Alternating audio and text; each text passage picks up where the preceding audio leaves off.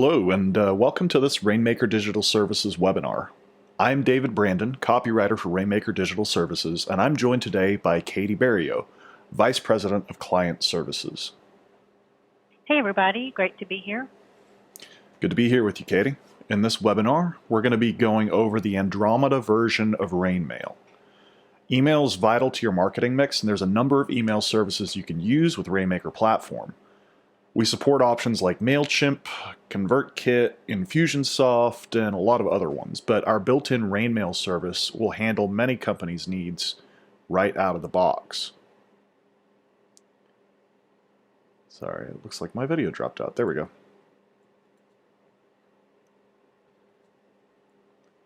That should work. All right, today I'm going to be walking you through creating a basic marketing email in RainMail. And I will mention, if we want to do any Q&A stuff, we do have a Q&A section at the end where you can submit questions. You can type them in the box there, and we will take care of those. If they are relevant to the topic at hand, we can take care of them in line with the topic, or we can do them at the end in the Q&A. All right, so let me go ahead and get this video up here. So Katie, what's the first thing we need to do here? Well, we need to make sure RainMail is enabled. So we do have this quick look at and show you how to enable RainMail. All right, let me get that set up here. And this will be available later to watch if you want a hand with it after this. To get started with RainMail, the first thing you're going to have to do is enable it. To do that, mouse over the gear icon in the upper right-hand corner of your screen and click Features in the drop-down menu. This will take you to the Modules, Add-ons, and Labs section of your site, where you can enable and disable different features. You'll need to enable RainMail. The second checkbox from the top of the page says Enable RainMail Module. Make sure this box is checked, then scroll down to the bottom and click Save. So as you can see, it's a fairly simple process. All right, so enable. Yep, we're good. Test site you're going to load for us, and we already have RainMail enabled on that site. So the first thing we're going to do is we're going to take a quick look at email settings so we can set up some defaults in RainMail. Yep, it's reloading the page. Got to give it just a second. But yeah, so that screen that we showed you in that video, that's where you enable pretty much everything that you would do in Rainmaker platform, your modules, your add-ons, your labs. If there's something that you want to do, there's probably an option for it under there that you can enable. You can talk to support about that as well. All right, it looks like our site is coming up here. There we go. Okay, so we're going to go to the top right and click the gear icon to expand that settings menu, and then click on email. And this will take us to the global email settings for RainMail. Well, it's global email settings, including the RainMail settings. There we go. So there's our settings page.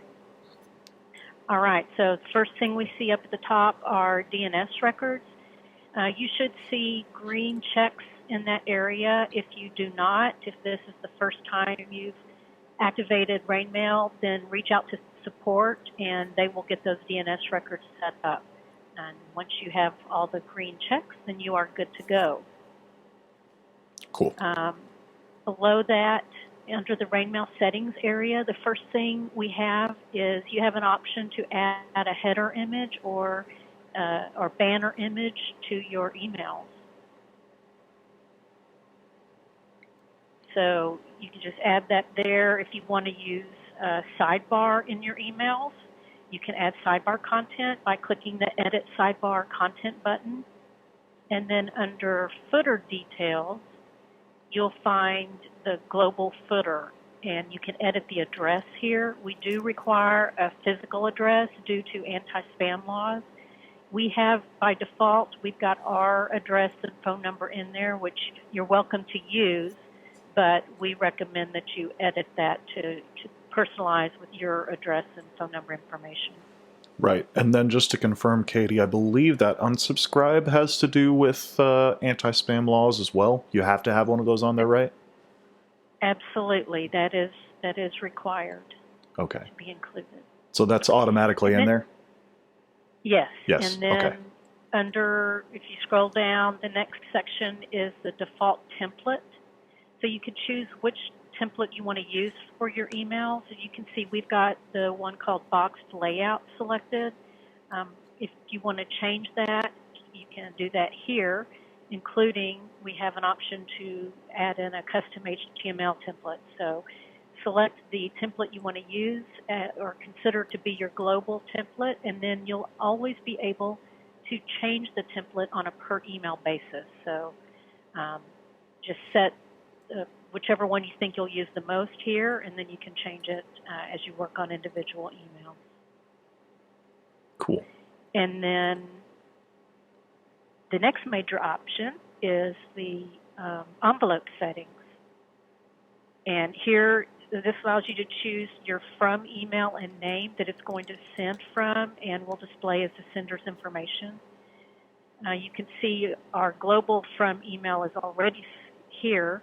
Just use the text box to change it for your global email that you want to use. And then the rest of the settings are for integrating with outside email service providers, so we're going to skip over that section and scroll down to the bottom and hit the Save button. All right, so we're talking cosmetic options, so our headers and footers and stuff, our sending options, who it comes from, and our options for outside mail. That's basically everything you go over here. Makes sense. Cool. So once you've got your settings set up, you can start actually building these emails. You know, marketing emails allow you to create a connection with your audience and move them down the sales funnel, and RainMail has all the options that you need to get started with that. You can build those broadcast emails, you can create autoresponders, you can run A/B tests. If you're going to build broadcast emails, if you're going to start building a mailing list, you need to do it on a regular interval, not just send one out whenever you feel like it. So if you can build an email every week, it's going to pay dividends in your long-term engagement. If weekly's too much, try twice a month to start out, you know, or whatever frequency your market and your resources allow for. I personally like the idea of a weekly email. That's what we do here at Rainmaker Digital Services. We also have some monthly ones. If you want to build an audience over the long term, though, you need a regular broadcast email going out. A newsletter of some kind, or something that relates to your audience. So let's go ahead and build a basic broadcast email. Let's go to the left-hand menu here and click the envelope. That's the icon for our emails. And it's being a little slow to save. There we go. Okay, so let's click that envelope over there. And then we will click broadcast emails, and that will bring us to our broadcast email page. This is where all of our broadcast emails live. So these are emails that you would send to your mailing list. All of our drafts, you can see I have some drafts here. We also have at least one or two that are actually sent. So that's where they all live. And then I'm going to click Add New Email up here. All right, Katie, what do I need to do now once this loads? Well, the first thing to do is to give your email a subject line, and that will be entered in that top line, which is going to load here in just a minute. Yep. And it will be also your internal title for the email.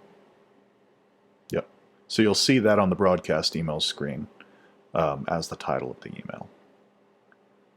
Go ahead. What So else? then we have a couple of options here for creating the email content. You can use the classic editor, which you can see comes up when you first open the add email screen, or you can switch to use the RainMail block editor that we recently added. The block editor has pre-formatted content blocks that make it really easy to set up your email. Yep. The block editor is great. I'm a classics guy. I have a manual transmission car. I like my roll down windows. You know, I like seeing the code on the back end. So I prefer this editor where I'll write it in HTML in another outside text editor and then import it in. Some people like the block editor, especially if you're not super comfortable with code. That's a great way to do it. It's a matter of preference. Some people prefer the visual editor. You know, it's whatever you are comfortable with. Right, and so we've got these great options, and it really depends on what you like. But just so you know, when you in RainMail creating an email, if you try to switch between, or when you go to switch between the block editor and the classic editor, it will delete the content that's in your box. So make sure once you have picked one way to go, finish your email in that editor, and don't try to switch midstream, or you'll lose your content.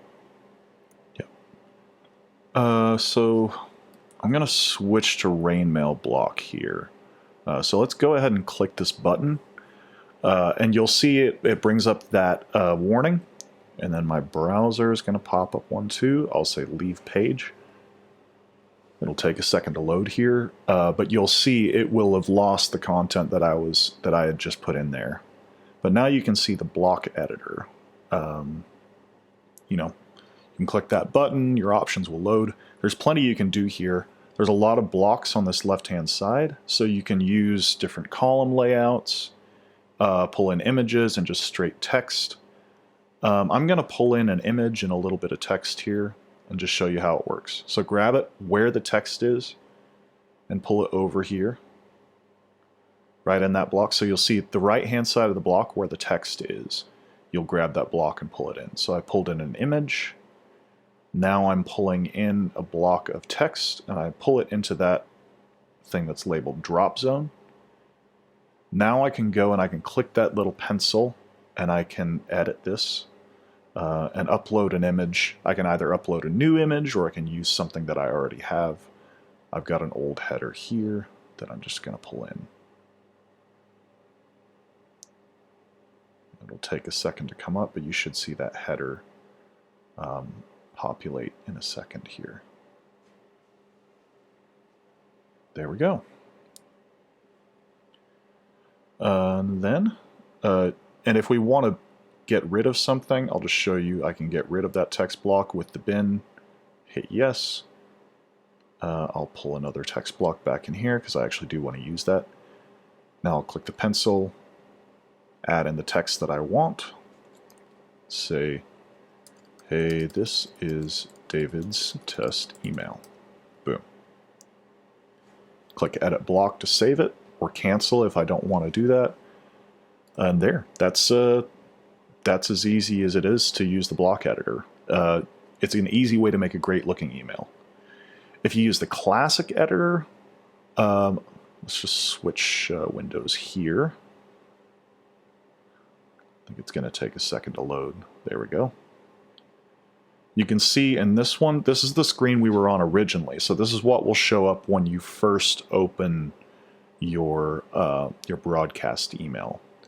You can see I have text open here. So I dropped in an old email in HTML here. So you can see all the HTML and CSS is here. And then the visual editor, if I switch to that, you can see that it shows up exactly as it's supposed to in this screen. So those are the block editor and the visual editor and the text or HTML editor. If you're not very comfortable with code, use the block. or the visual. If you're comfortable with code, do it someplace else and pull it in the text editor. Either way, your content's a snap to add. Yeah. Katie, right. what do we do once we've added our email content? All right. So next we want to go through the various particular email. We scroll down below the editor. We'll see that we have the default email template is showing in the global email from the global email settings. But Yep. if you want to override that, you can do that here. Just click and pick one of the other templates. There they are. Yep. And then down below the templates, we have the sender, the from sender. So again, we have the global one shown here, but you can change that by just clicking that drop-down box and select a new one. Or you can click, if you need to add a new one, there's a link there to click to add a new sender. So that's who the email will be from. Cool. Next thing to do is we want to test the email. So in the right sidebar, we have the option to preview the email, which opens a modal that's going to show you approximately how the email will look. It's a good first look to test it out, to kind of see how it looks, if there's something you need to adjust. Yep. Then there we go. There's that. When you've made your adjustments and you think you're all ready to send it, you want to send a test email. So you do that by adding box and then click the button, and that will send a test email out to the various emails you put in there. So there's my email in the box, and then I could add, what's that? Support at, I can add other emails by adding a comma in between, and I can send up to 10 tests at the same time. You really do want to test it. Even if you look at it from the preview screen, I've had emails go out where, something happened. Maybe they weren't responsive in the way that we wanted them to be when you viewed them on mobile. Sometimes, it might remove a line break or something, or, there are, every different email client has a little bit different way of interpreting things. And so sending a test email and looking at it from different browsers, different email clients, try it in Outlook, try it in Gmail, try it in a few different things to make sure that it actually looks the way that you'd like it to look. And make sure you save it as a draft first and then send it as a test email, because that will keep you from sending out something that you're not proud of down the line. Katie, what else do they need to know about this? Well, you don't have to send the email right now. You can schedule it to go on a specific date and time. I believe that it is always good to pick a specific day of the week or time of the day for your regular emails, so that your subscribers will know when to expect the emails to come from you. So you can do that right here. To schedule it, just click the edit button right next to send immediately. It runs on a 24-hour time based on the site's time zone. So you also want to make sure you've got your site's time zone set to your correct time zone, your local time zone. And you do that up in the settings under that gear icon. Under global, you'll find your time zone setting for the site. Cool. And then the last thing you'll need to do is select the list. And that's over in the right-hand sidebar up at the top. We have a breakdown of how to create and add lists in this month's State of the Platform article. If you want to dig into that further, we're not going to go in depth here. But we will include a link to that article in the follow-up email, so you can refer to that. Yep. So I can select a list there. That's something you want to do last, because it is possible. It's hard to do, but it is possible to send an unfinished email accidentally. Like you go to click the Save Draft button and you're not thinking, you see the big blue button, you're like, oh yeah, I want to just save the draft, and then you hit send or something like that. You can make sure that that doesn't happen by adding your list last. If there's no list in there, you can't send an email to anybody before it's done. That's usually the last step that I do on the day of a send, just to make sure that I don't screw anything up and send something out early. Um, I've almost done it at least once. Just, you're tired or something, you go to click the wrong button, you're like, ah! So, yeah, make sure that the list is the last thing that you add. So, yeah, I'm just going to click that button there. You can add multiple lists here, too, if you have multiple lists that you want to send it to. And that's it. That's how you create a broadcast email. When you're done with it, you can either let me make sure that this is a good time.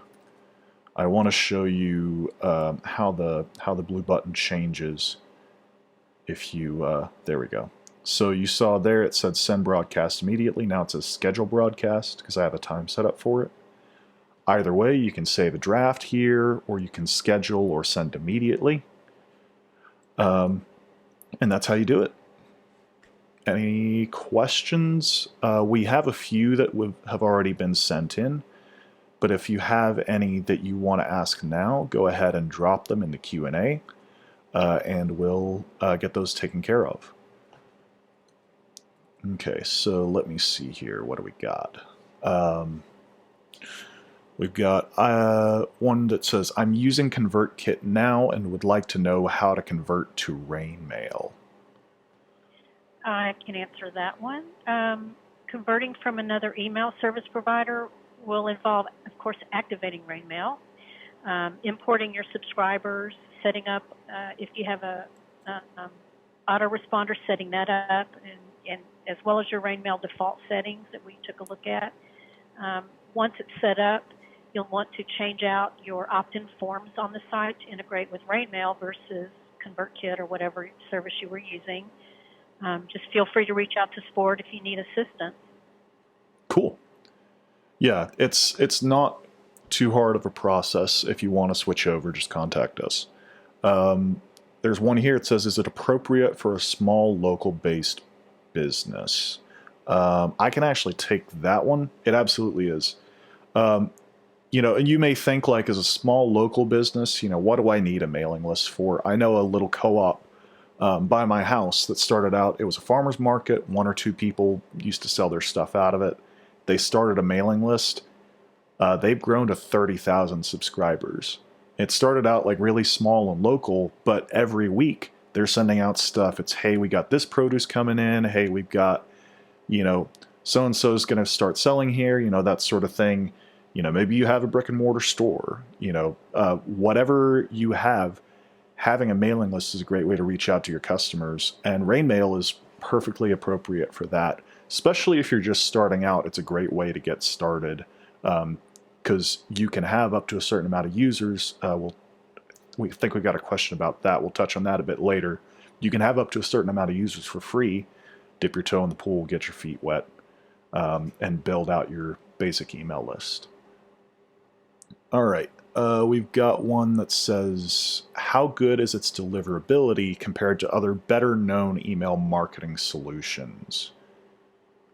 Katie? And yeah, I could take that. The email service that powers RainMail in the Andromeda version of the platform is Twilio SendGrid, which is one of the leading email marketing service providers, not only but also for large scale. It has a really good reputation for deliverability. So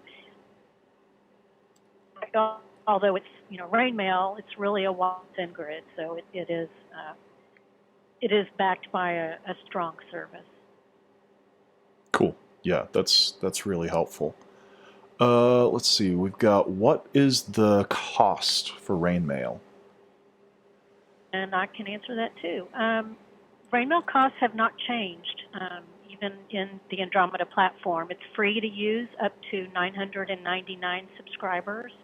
Once you hit 1,000, then it's going to cost you $20 per month, and that'll take you up to $24.99 subscribers, and then from 2,500 up to $49.99, it's $30 a month. So As you can see, there's a scale based on your volume, and if you have a larger number or you want to know the cost, just reach out to support, or you can reach out to me, and we can help you with that amount.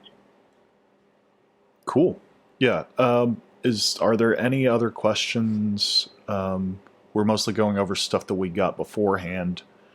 If you have any that you want answered, just go ahead and drop them in there.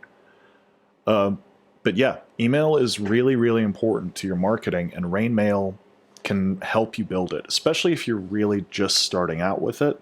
It's a great way to get started. And if you need a hand with it, reach out to us and we'll help you fine tune your emails. If you have any other questions that you want to ask us, maybe you think of something later, maybe this jogged your memory about something that you've had thoughts on, or you just want to check into how feasible it is, go ahead and reach out to us. Email support, reach out to the people that you know here at the company, and we'll get you taken care of. Thank you all for tuning in. And thanks, Katie, for your help here. Appreciate it, as always. Yeah, there is. David, hang on. There is a quick. Oh, there is a question? Did we get one? There's two more. Oh, there we go. Okay. You just slid in under the wire. Yeah. Do you have the option to create cycling offers, i.e. regular timed emails for new subscribers, not a one-time broadcast? It sounds like, Stephanie, it sounds like what you might be referring to would be an autoresponder. We do have an autoresponder where you could set up a sequence so that when someone joins your list, you already have a set. It could be just one email, or it could be multiple emails that arrive at varying times. And when you're setting up an autoresponder, you can define, is it an email? What email goes out immediately? Does it go out an hour later, a day later? Whatever timing you want, and then you can build multiple emails in that sequence. So I believe you may be talking about an autoresponder. We do have an autoresponder, and that may be another webinar we should do, is how to set up an autoresponder. Yeah, I've got that on my list of ones that I want to do for sure, because that's something that, yeah, thank you, Stephanie. That's something that not just you have asked about. That's definitely something that a lot of people use. We use it ourselves at Rainmaker Digital. So yeah, that option is there. Thank you, Katie. I had just switched screens. But yeah, I don't see any others. Stephanie got that one in right under the wire. But yeah, thank you all for tuning in. Reach out to us if you got questions, and we'll get you taken care of. And don't forget, we'll be sending out a link to this video after the fact for those of you who want to review. Thanks, Katie. Appreciate it. Pleasure. Thanks, David. It's great to see everybody. Yeah. Have a good one, y'all. Enjoy the rest of your day. Take care of yourself. Bye now. Bye-bye.